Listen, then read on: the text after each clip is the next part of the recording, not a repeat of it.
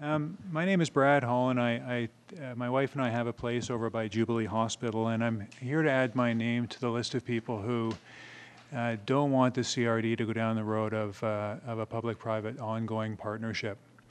I'm comfortable with what we've done traditionally, where large builds go out to a private contractor, and then once the facility is built, care and control then go back to the municipality or the government responsible for it.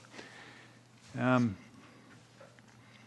not in favor of a long-term ongoing relationship where the care and control of a facility is handed out to a private company. I think you've probably heard lots of examples of where that's gone wrong on this planet. The ones that come to mind for me, and I'm not going to go through why they went wrong, but the tube system in London, the maintenance of it has clearly been, it's almost in joke territory now. That people wonder why they gave up the control of the tube system in England to private companies, and not just one, just a whole whack of them that all take care of different parts of it, and they can't seem to get their act together, make the whole thing run well anymore. Jubilee Hospital, I live near there. The first partner, private partner, my understanding is they've already gone bankrupt, and somebody else has had to step in, and I believe it's either Portugal or Spain is where the company lives, I suppose. It is now finishing the build off at Royal Jubilee Hospital.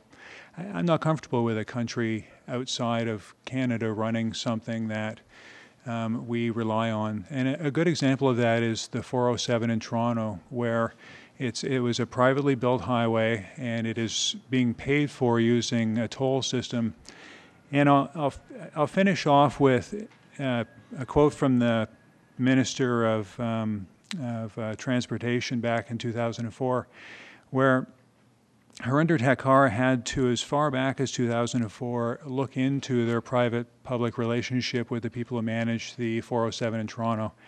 And in her concluding notes, it says, however, the critical point to be noted is that it is not acceptable in this province for so many customers to be left so dissatisfied with the manner in which the operator of a vital toll highway dealt with them.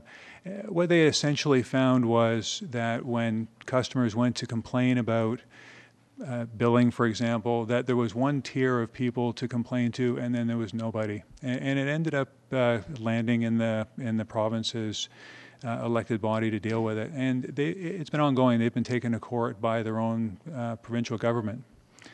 So in closing, I'd like to say I understand we're going to build it using a private company, but I think we need to resume care and control once it's done.